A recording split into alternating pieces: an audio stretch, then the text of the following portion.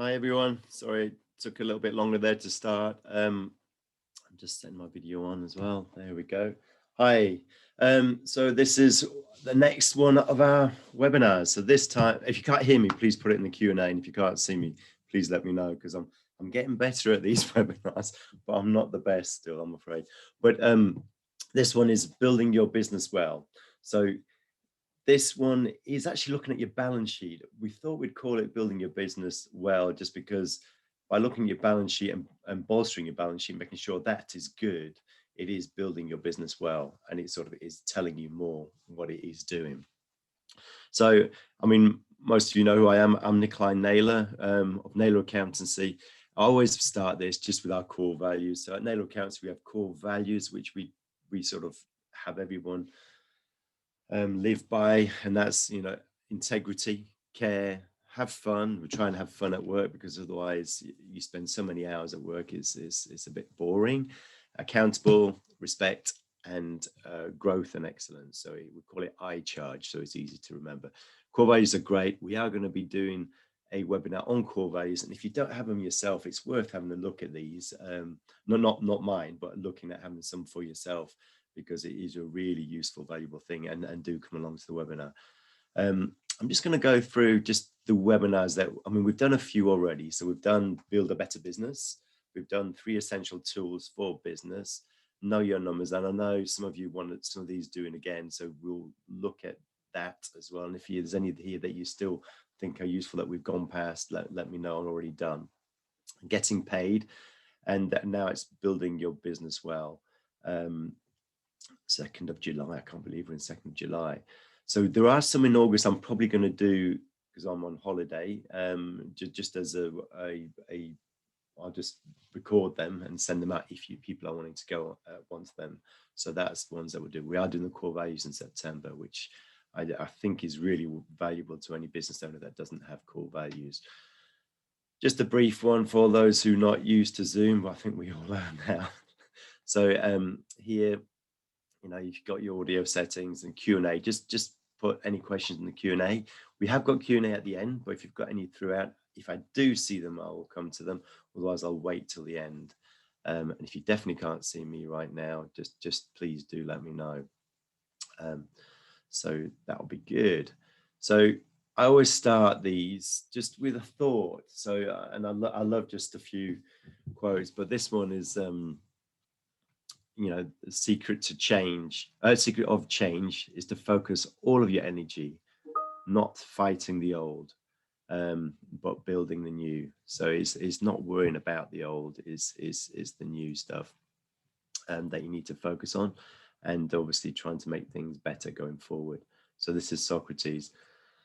So we're just going to consider these, and it is pretty deep, but today's section is about building your business well.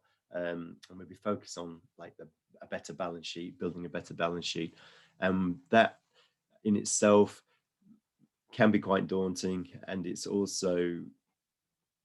a key foundation to good business and having a good business. So that's why we sort of call it building your business well, because your balance sheet is part of that, and bolstering it. It's something that people don't think about all the time. Us as accountants, we do. Just a quick disclaimer, just that everything I'm speaking about, it's very broad. So it's you may need something bespoke to you. Obviously, we can help on that, but it's not all the same. So just so you are aware of that. So the next one is just looking at the agenda. So we're going to sort of talk about the balance sheet, and I hope you don't get bored on that, and I apologize that you but it will be a bit on that, but it's worth knowing some of these things here. And it's discussed the practical and proven strategies for a stronger balance sheet, and we'll cover the 4 most important areas, which is ways to maximize the business value, and some of the best practices and tips, as well as sort of potentially next steps and Q&A at the end. So what I'd say is, any questions, because it is balance sheet, do put them in as we go. So it's time to talk about the balance sheet. So on this, profitability of business, it can be broke. So while it's also really important to focus energy on, most people do actually on the profit and loss statement, there's really things that you should be looking at, and to try, look at other things as well, because driving up revenue and driving down costs is great, and that's basically your P&L. But it's important also to focus on the balance sheet. Profitable businesses can go broke, and for example, if you drive up sales but don't have a great system of invoicing your clients or collecting the money owed, then the business can run out of cash. And I've actually known businesses that we've operated with and helped, that have actually done a load of work and they don't invoice, and they've actually forgotten to invoice. And then it becomes too long, they think, to actually start invoicing their customers. So it is important to have that system of collecting debt, but also invoicing everything. And that's why we use Xero and QuickBooks now, but because that makes it easier for you to email invoices, see what's not actually being paid off by doing the bank rec, or we do that if we do the bookkeeping, and then also sending statements to them straight out of the system as well. So there are systems there to make it easier for you, and the cloud systems, Xero and QuickBooks, help with that straight away, because you don't want to run out of cash, basically. Likewise, by growing the business, if you overinvest in stock, then in the downturn, you have experience of a lot of stock that you need to convert into cash, and it takes longer. And cash is often described, and we've spoken about this, as the oxygen of the business. I've done this in other webinars when it's been more cash that we've been, the flow that we've been talking about. And there's also a lot of useful calculations that can be done to show how cash can be created by influencing the numbers on the balance sheet. So in the balance sheet, we've got debtors, stock, and work in progress. Those all help, and we can create sort of ratios and to look at to make sure that it's a strong balance sheet, your business looks good. And then you look at what drivers you can do to make that better if it dips. And that can be debtor days, so people paying you later. It can be having a lot of debtors that aren't paying you over a long time, or you aren't invoicing that week. So you've actually just got a lot of expenses but no income coming in, so no cash. But a banker, they'll typically always look at your balance sheet just to see if your business is solvent. And what that means is that you have more assets than liabilities. But if you are trading insolvent, it is actually really stressful, because what happens is that as a director, you actually then personally potentially become personally liability to the creditors and the tax, just because you are not allowed to trade insolvent within the Companies Act of 2006, and it has always been like that before the acts before that. So in the downturn as well, what happens is, which we've had sort of in COVID, if you have less cash, you're less likely to be able to survive certain things. So having a good balance sheet is actually really good in the downturn. I mean, we can see that in shops and everything boarded up if you don't have that. And the other one is, everyone's got to be careful of what they draw out of the businesses. So call this, director's loan account.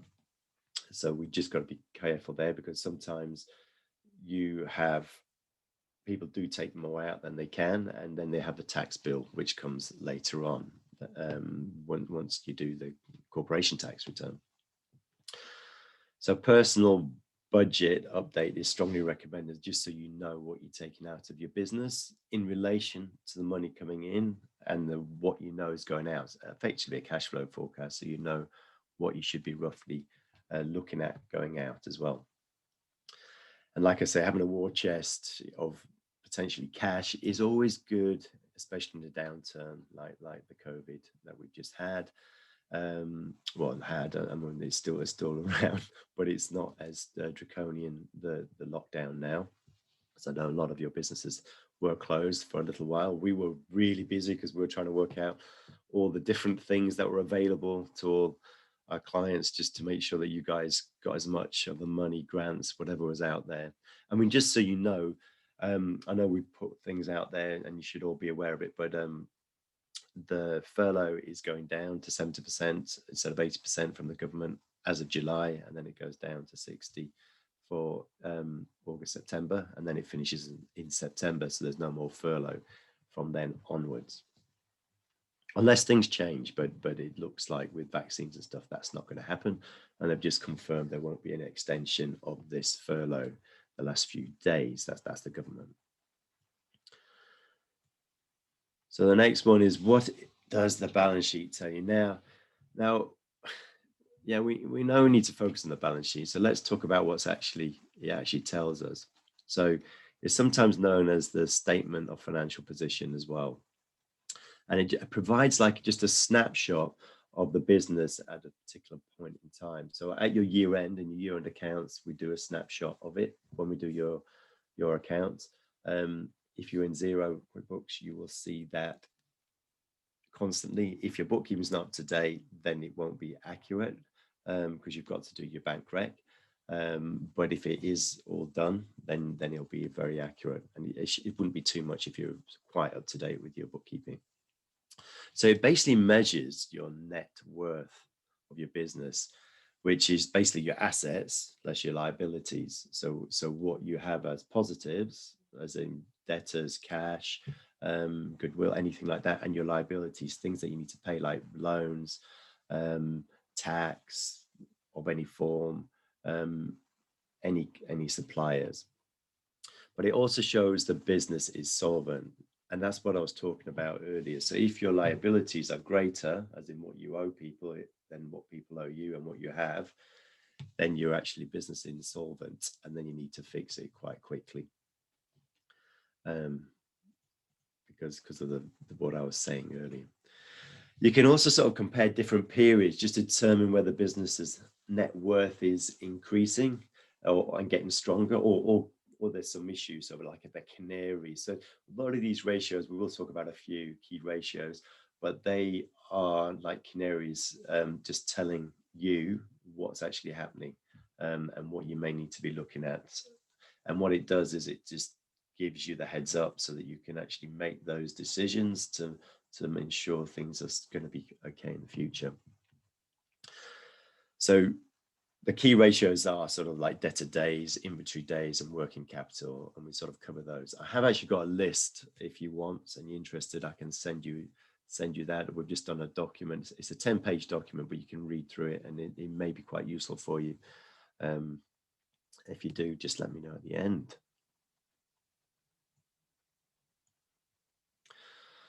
So what I'm going to do is just take you through a balance sheet, and just I won't spend too much time on it, but I just want to sort of show it. I mean, this is a fictitious building company. So the first part of the balance sheet is the equities or owners interest in the business. And as you can see this here, you know, the last year the company made a profit of 71,000, that's in yellow, 554, and it made a loss.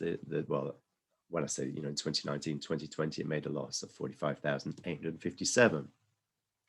So the total equity here, so which goes to retained earnings, is 2,087. So that's the total equity that's available in the business. So that's actually gone down, and this is after dividend drawings and everything. So we'll build the balance sheet as we can go on and help understand the layout. So I'm just going to build it up. So that's the first part. So the company has a current bank account. So the current bank account, but you'll shortly see that it's also running an overdraft. You know, a current account like this is a great way to build up cash reserves for tax payments and any other downturn in trading results. Sorry, I need to click the next one. So the income tax, this is corporation tax, but it's 5,375, which means there was basically this is coming back in because there was too much tax paid in 2019 because of the loss. So they've actually requested money to come back into the business. So then we go to stock. So with stock in hand, that's increased. So you can see it's increased 33. So that means that they've had to spend out more money. So by 33,862 in this case, and that's a drain on cash flow. So that's actually taken money out. They've increased it. I'm not sure why, but that's what they've done. So they're holding too much stock in this, and it can put pressure on the business for stock if because then you need to sell it or get funds in quicker. So you need to sell it and invoice and then get the debtors in. So you need the cash cycle to come through quicker. So on the flip side, work in progress has reduced. So work in progress, that's where you are doing work, you're invoicing it, but it's still happening. So you're still working. So you may not have invoiced all of it. And that means that they've actually not having as much work in progress. Not everybody has this work in progress, by the way. Some people just have it instant, so it's instant. It's normally companies with a large projects or anything like that cover big expanses, like a builders, basically the building an extension or a property. That's just one example.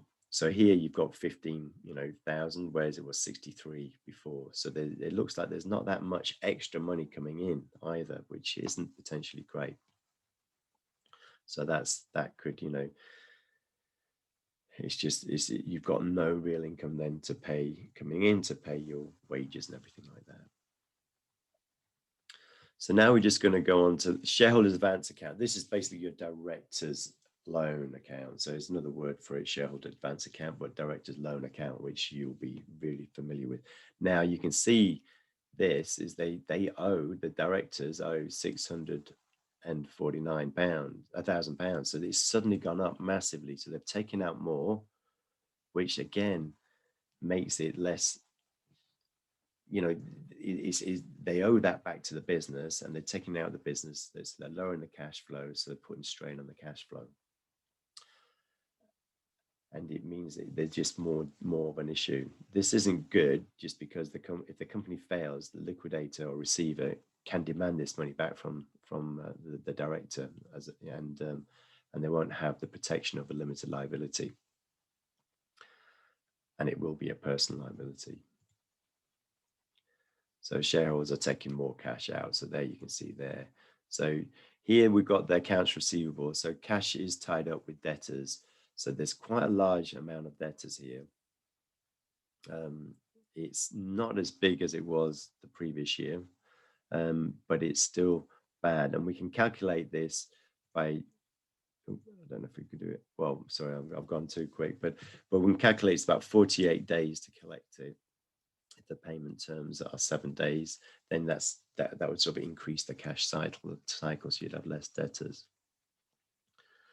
So this is the non-current assets here. So there's very little sort of value tied up in fixed or non-current assets.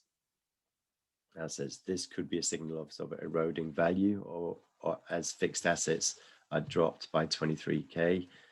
So that's like just the value of the asset, the market value, or through depreciation.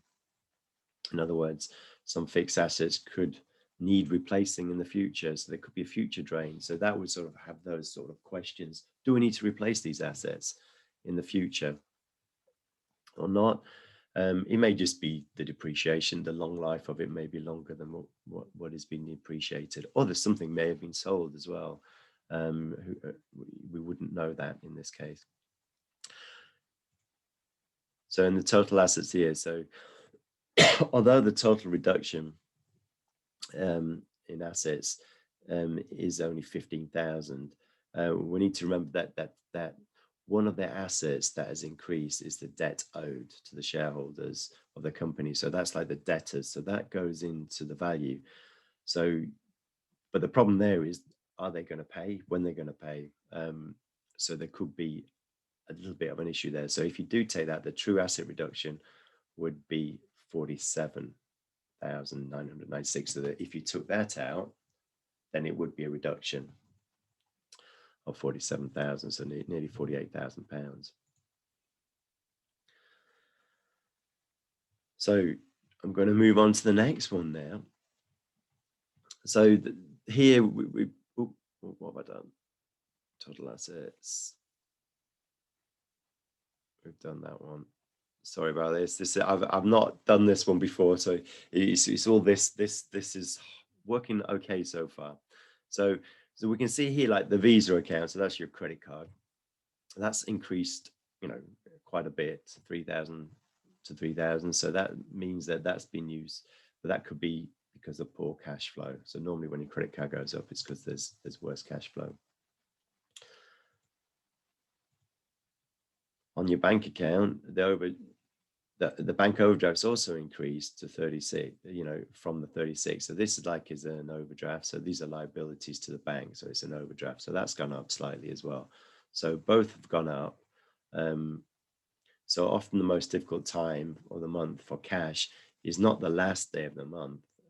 For example, it may be the day wages are paid. So payroll is like quite a big drain on any business because you suddenly have to pay everything out, obviously.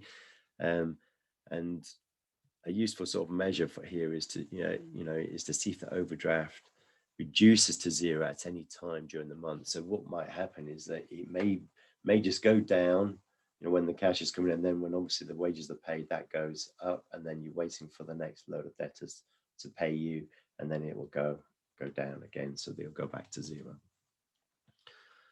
So it's never nothing's ever straightforward, I'm afraid.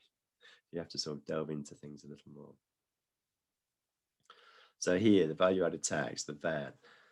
So that's always this shows that there's some sort of lumpy expenditure, as it's not generally payable every month. So it just sort of goes up. You need to always make sure you set this aside. The income tax here payable, that's like basically a corporation tax. So there is none in the 2020. There was one there in 2019 when they made a profit.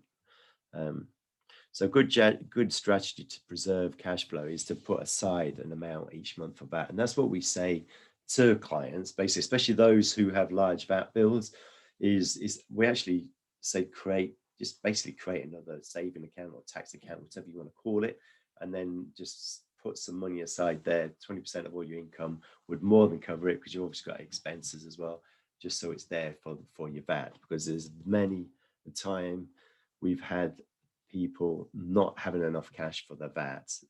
And the VAT man will just say, look, you are collecting VAT for us, so you're a tax collector for them.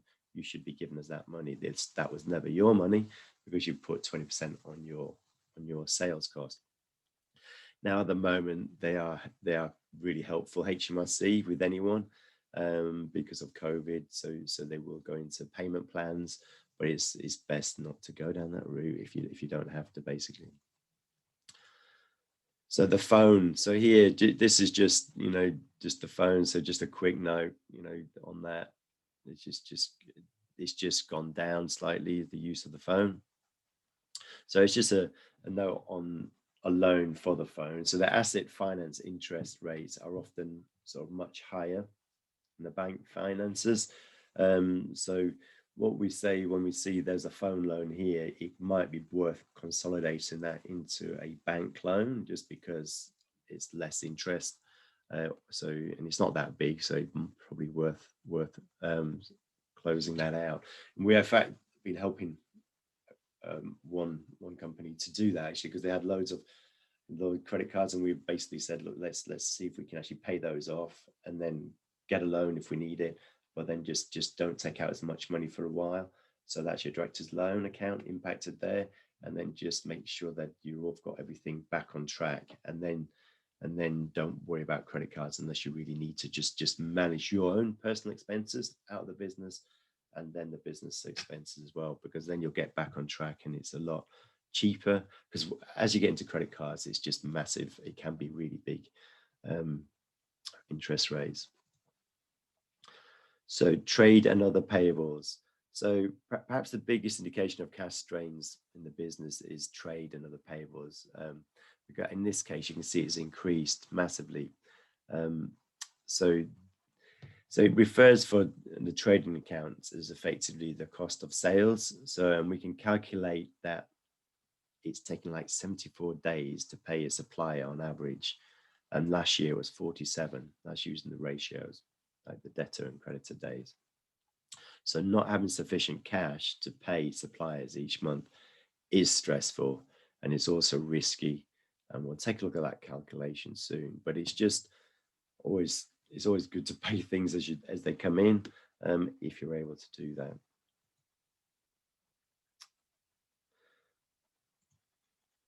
So here, this is the business loans. So we see the companies have refinanced the loan 70 with loan 71 here.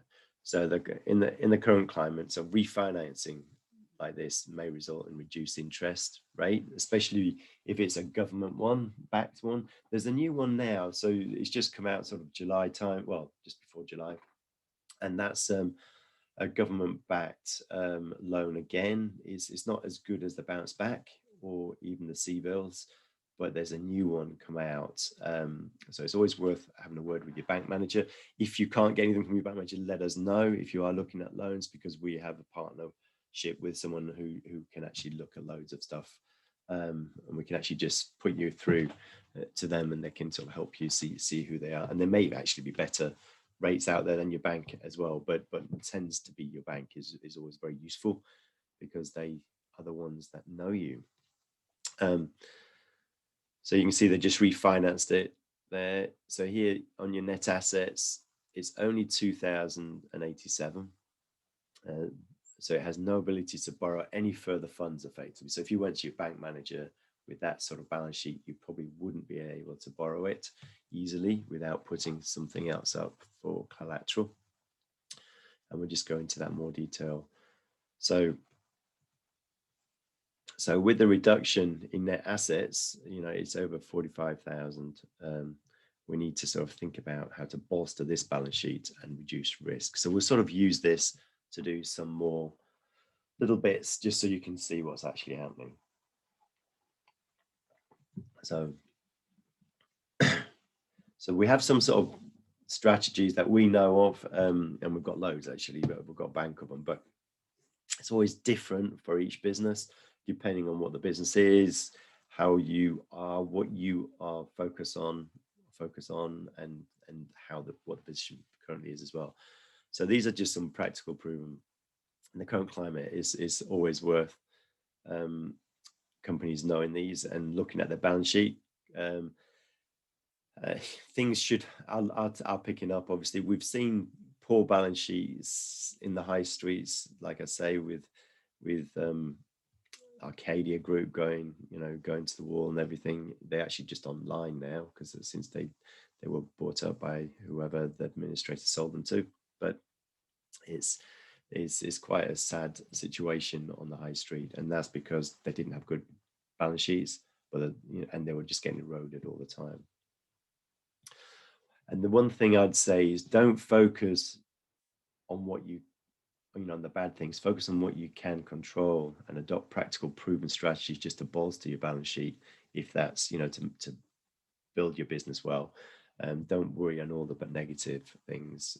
Just look at what you can do and focus on the good things that you can control, because you can't control everything, especially the COVID environment for business at the moment. Oops, sorry, it wasn't going, so I've gone through 2 slides. I'm just going back. I can. There, one, there. So there's 4 areas of focus, just for building a balance sheet strength, basically. One is profitability. So it just is incredibly important, especially now, to increase your profitability. But it's also focused to improve your cash flow. We've mentioned that before in our webinar on cash flow, because that's that, and we'll explain that more. And then focus on solvency, and that's just making sure you are, pay debts on as they fall due, and whether assets are greater than liabilities. Always worth looking at that, and take out, well, we'll cover that in a bit more detail, so I won't go into any more on that just now. But it's just being sure you're solvent.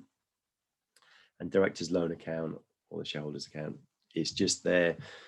Just it's always worth being measured on what you take out of the business. And then when it comes to being able to do dividends, then you know that you can cover your director's loan and might have a credit that you can take out of the business later on, or whenever that is that you want to. Because if liquidators do come in ever, they are actually entitled to for you to pay that back straight away, because you are a debtor to the business basically if you've taken money out. So it's just something to be totally aware of. And there are tax implications. We always try and get, well, every single director's loan down to zero at year end. If we can't at year end, we'll do it over the 9 months going forward through dividend payments, just so that there's no extra corporation tax or personal tax payments due. So strategy 1 is just building profitability. The first of these, so we've got 7 ways to grow the business on profitability, just to focus on this. So increase, and I just choose 1 or 2. So yes, there are 7, but just choose 1 or 2 of these, because there's no point focusing on all of them, because you can't do everything at once. But increase customer retention. So build a plan to delight your clients, under promise, over deliver. I mean, this is something that is always useful to sort of keep people with you and want them to actually stay and come back as well. Generate more leads. So focus on your marketing. But the one that people tend to forget most is referrals. So we do ask for referrals. We probably don't do it as much as I would like to, but referrals is where we get our most of our clients from, basically. People that want, have been asking for accountants, and then they say, oh, we know Naylor Accountancy, and they, they've done a good job for us, and then they put them in touch. Testimonials. So it's always worth having testimonials for your website, and also potentially just if somebody asks you for one, if they're coming to you, have those. So ask your clients. And social media is another one. They're quite cost effective, depending on what you are. So depending on your business, if it's business to business, or if it's business to customer, end user, it's always worth sort of tailoring it to that. I'm not a marketeer, by the way, but obviously we know about it. But then convert more prospects into customers. So look at strategies of doing this. Increase your proposal and quote acceptance.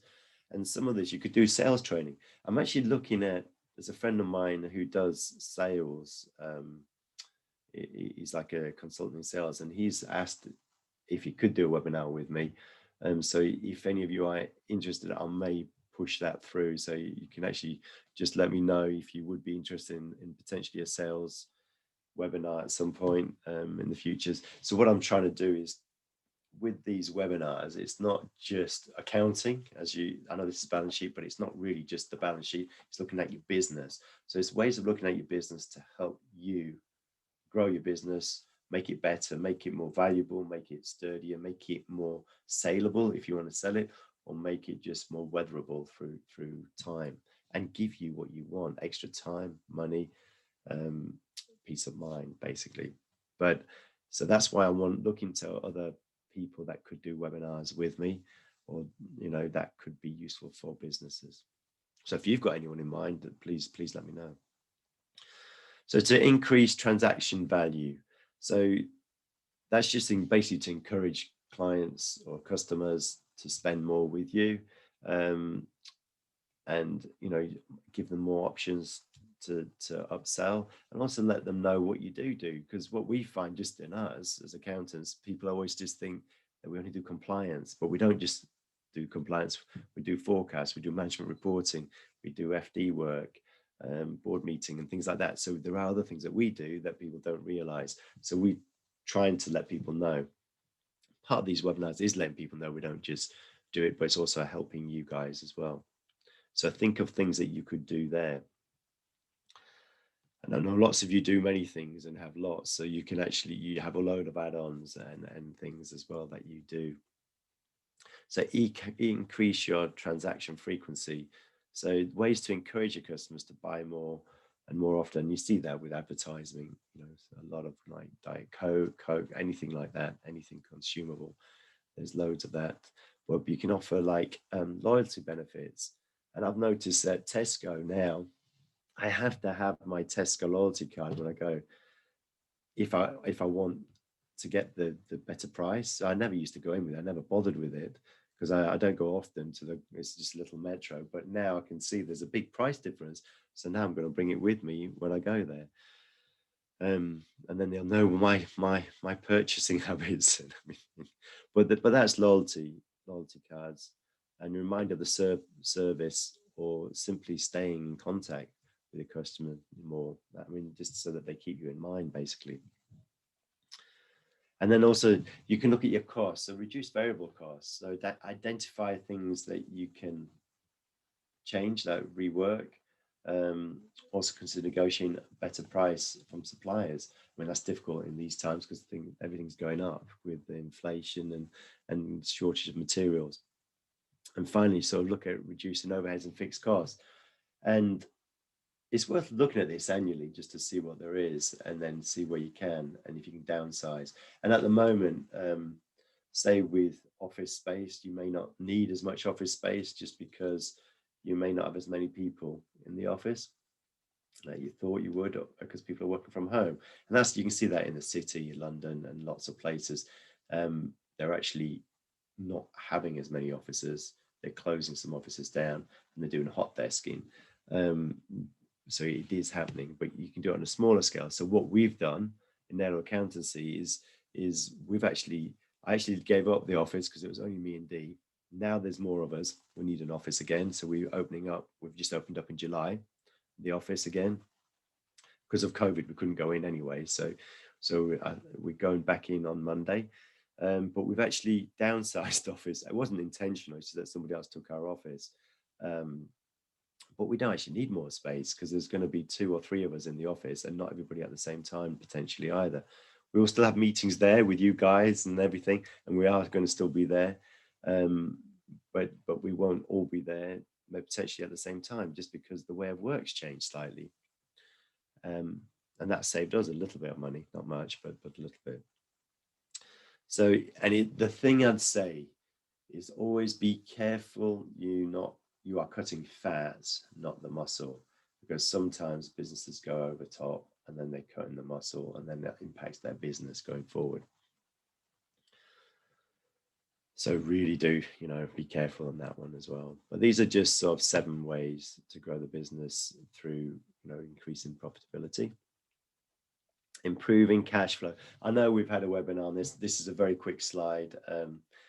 And it's a big thing on the balance sheet to improve cash flow. And we've done the cash conversion cycle. I'm not going to go through it in massive detail like I have in the other webinar, but I'll just do it, very quickly. So basically, sorry, let me just have a little bit of water. This just conversion to show how long it takes to receive payment from your customers after buying stock. So from the supplier. And in other words, just how long the cash is tied up in inventory. So this is that we buy stock, day 0. This is sort of the 35 days the stock is paid. So we pay that off, pay the supplier for the stock. It takes then an average of 65 days to sell it. So before we actually sell it. And then that means it takes 110 days is sort of until the cash comes in from there. So the average days are, average receivable days are 45. So that gives you that 110. And you can calculate the cash conversion cycle. So we add our average stock holding, which is the 65, plus the 45, which is the average receivable. So the amount how quick it takes to get from the sale to the money coming in, and we take off the days of the 35 days, and that gives us the 75.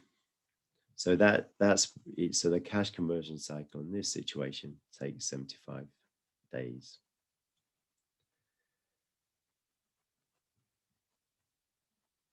So with this, effectively, it just means that you can, ultimately the cash is king. So the best way to do this is actually ensure that you can lower your terms, so you, for the supplier, or increase your terms so you pay them later.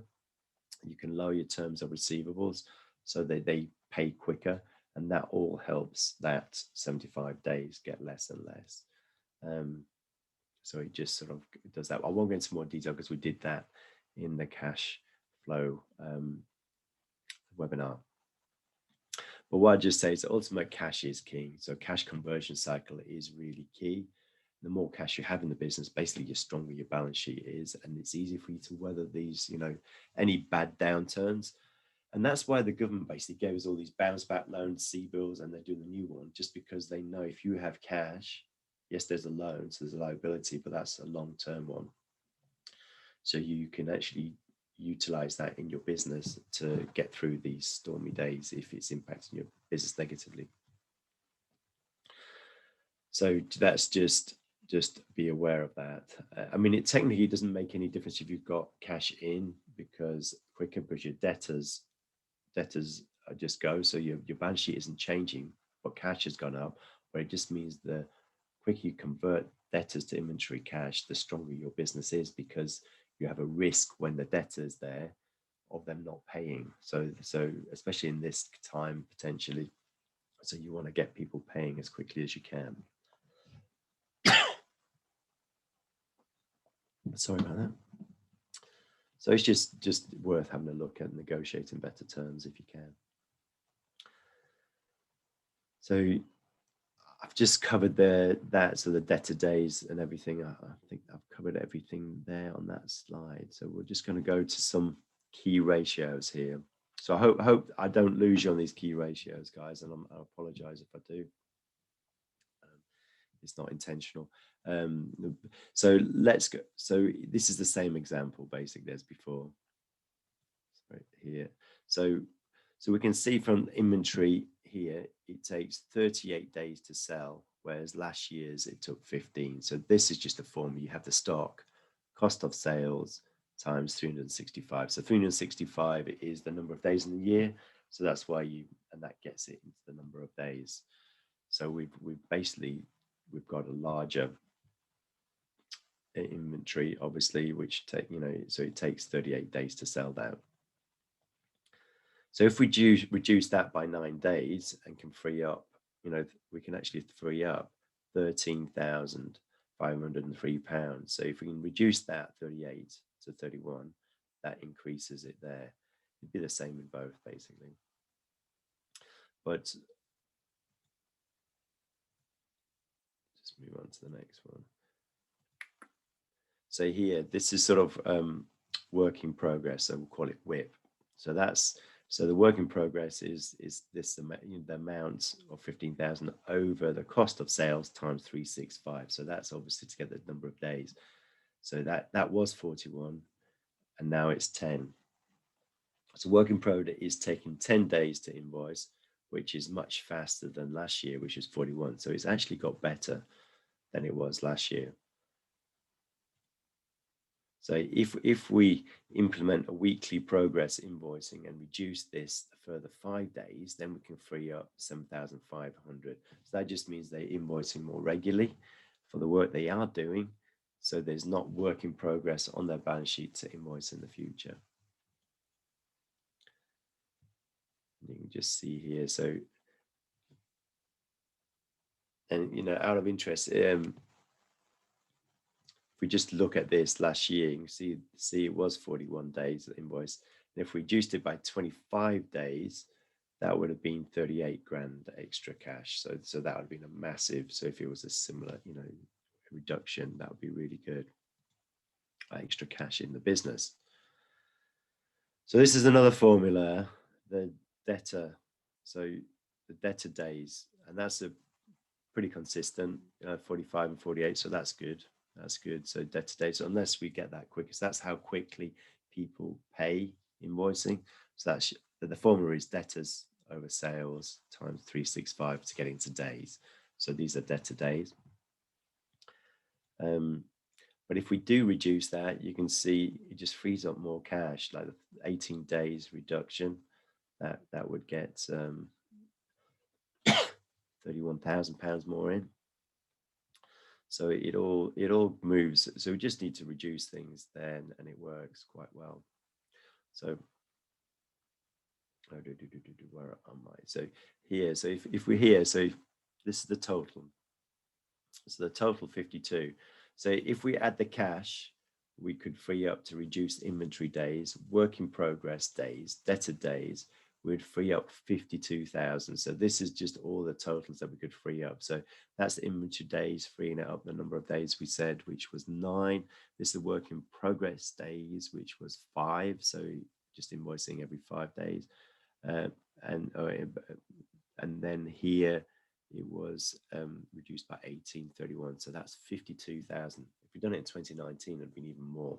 So you can see by just tweaking things, I mean, in this business, it's like every business is different. You can then get more people, more cash coming in, basically, which just means that you're increasing your cash flow. And the key thing here is just to make it less stressful for you as well. So the more cash you have the business, the less stressful it is, and you can pay people quicker, and you're not having to worry about paying your bank or bank interest or any of it, any of your taxes, if that is a worry. So we've got some more ratios here. So I apologize here, and I do have a whole list of these, just so if you want an explanation of them. It's a 10-page one. So do let me know if you want that, like I've mentioned. So I'm just going back to the example again, to the builder. So if we look at the inventory here, this we can see if it takes, we saw it took 38 days to sell, whereas it took 15, only 15. Where am I going here? Right in the right place, sorry.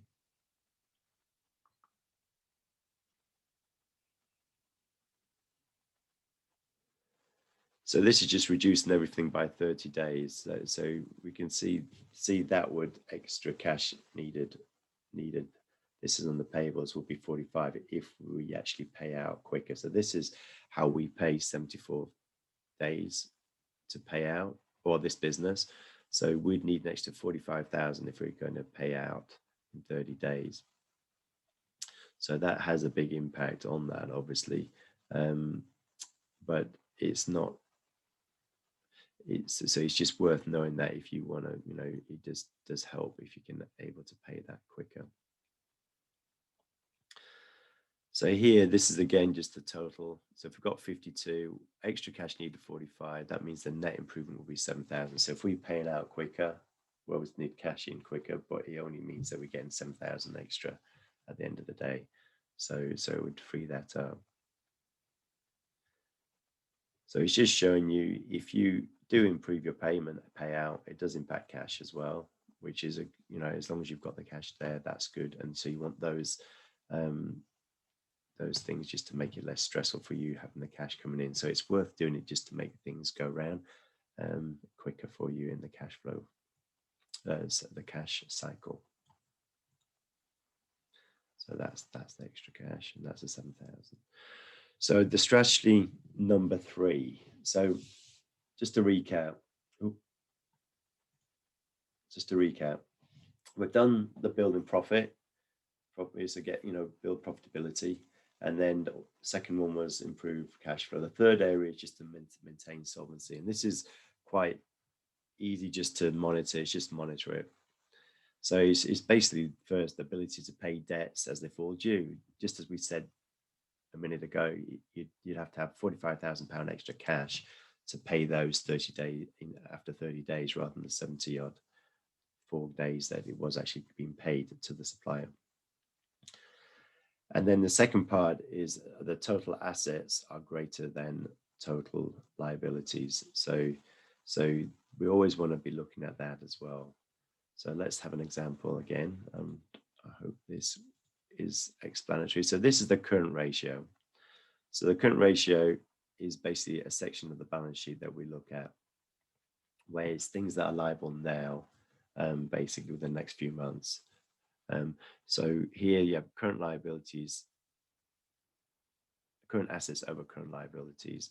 So you always want it to be 1 or above, really, to be that's what you aim for.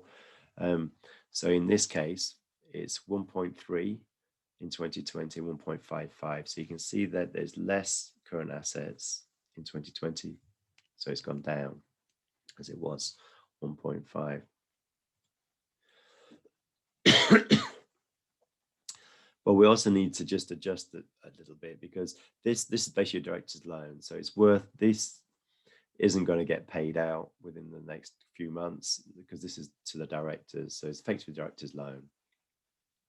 So it's not realistic to probably have this in your current account, current ratio. So you'd probably take that out of your current assets, because that's not going to happen straight away unless you know that is coming in and you're paying that in. So if we did take that out, we actually get, so here we actually get 0.92, which isn't so good because it's below the 1. So below the 1 is not great. So it just means that you actually only have 92 pence of each pound that you owe, basically. So you're not covering it in your business.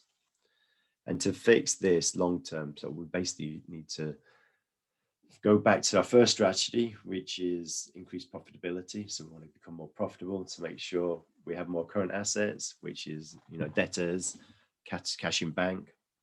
And then I'll take you through the director's loan a bit in a minute more. And then you always want to be looking at your total assets are greater. And you can also do a short-term one, which is just injection of money, which is, getting a loan. So like the bounce back loan, that's why they did it. It was a quick injection of money into the business, and it would have increased the current ratio for everybody, basically, because you've had more cash in the business. So I'm just going to move on to the next one, which is the total assets less. So this is basically net assets, which is total assets less liabilities. So that's 2,087. You can see it's gone down low. So that's your total asset. But if we exclude overdrawn account, the overdrawn sort of director's loan, the shareholder advanced account, which is 64, then it is a different picture, because that's basically money that needs to be paid back by the director, but they haven't done it yet. So if you do, and also you've got a bank loan here, and the bank account, you've got 33, sorry. So the company needs a short-term cash injection of 70K, basically, if that's the situation, to cover that, basically shareholders' funds. So because they've got 64, they owed 66, you'd want to have about 70 grand's worth of cash coming in, and that would actually mean your bank account would go up, and it just pay off effectively your loan, but that'd give you the 2,000 again. So that would actually lower your director's loan to 0. If we did that, got that loan in as well. Oops, sorry. So it's just basically showing you the way you can actually get a loan in to do that, just to make sure your director's loan is covered and your shareholder advanced, and that would actually increase your current liability. But it would also mean that you could, if you do look at your director's loan at the same time, there is more of a liability if you take that out, because that's not going to get paid back quickly because it's you. Still need to increase profitability and cash flow, basically using the other strategies that we talked about, which is the cash flow and the profitability one. So this is just a short-term fix, basically, but it's worth knowing that, you're looking at your net assets. So strategy 4, manage shareholders advanced account. This is effectively just your director's loan. I should have renamed it, just because that's the term everybody knows more. So just avoid overdrawing. So we do say this, try not to overdraw too much. It is, as long as you've got the income coming in, that's the best thing. As long as you put the 20% away for your VAT, that you are covered. Because and also then we'll need to be able to do a dividend for that as well. So as long as there's no strange costs that are suddenly going to come through and you're not able to pay, then we won't have an issue. And that just revisiting your personal budget. So it's always a different conversation we have with people, but what we do say, you need to look at your personal budget, because if your business isn't able to afford what you take out, you either have to increase profitability or increase the cash flow coming in, or something has to happen. And the easiest one is just to stop the money coming out that you're taking out, because you can control that. So that's why we say focus on what you can control, basically. So that's the bit, and stick to just regular drawing amounts. We actually, you have to do your director's loan slightly different than your pay. So the pay you take out, we always say salary, always take that out as a standing order, and then do your director's loan as a different amount, just because we don't want to muddy the waters with HMRC. We want them to know that is your salary, and the rest is a director's loan, which will effectively be paid off by dividend. It's not a salary, because then there'd be more tax implications. So just whilst you're on top of it, you do regular monthly ones, it just makes it a lot easier. And then lastly, just protect the event of the business does go into financial strife, having security, basically like an extra cash, so liquidity, just so that you can stand up on your own 2 feet if there's any issues that come up. I mean, the COVID, like I've said, has been a really big one. Warren Buffett always said, you can always see who's been swimming naked when the tide goes out. So what he means by that is you can see who's been borrowing, who really doesn't have the money when the tide goes out and the music stops, basically. And that's normally in recession. That's when businesses who haven't got a good balance sheet do actually go bust or have a lot of stress, basically. So the next steps are basically, we've gone through everything, just to recap. So the balance sheet is fundamental, and that's what we call it, building your business, building a better bit, your business better, building your business well, because by doing that, having the balance sheet, you are doing a strengthening of the business, and that is fundamental, just to making sure you are building your business well and you're bolstering your balance sheet, and that includes the strategies of building profitable, improving cash flow, maintaining solvency, not insolvency, you don't want to be insolvent, and managing your director's loan account, basically, or your shareholders advanced account. So by doing that, you're building a better balance sheet, better value, you're strengthening it, and you're actually having a better business around you.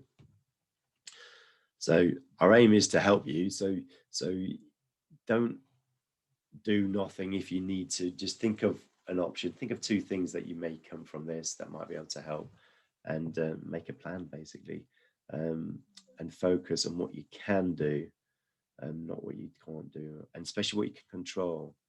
And having that plan does help. And you also get help from us if you need it. So we are here. So just very quickly, I always like to say this, just because this is a part of the things that we do have that people don't realize. We can help with cash flow forecast. We can also do some financial awareness, cash flow management for coaching things, just to make sure you're aware of that if you want, or if you know anyone who wants that. And then we can do a free balance sheet check. So we've got some questions that we'd send you, and you just go through that. And then there's also a complimentary meeting. So you, or if anyone else is interested in that as well. So any questions? I'm just going to see if there are any. I don't think there have been any. Not any here.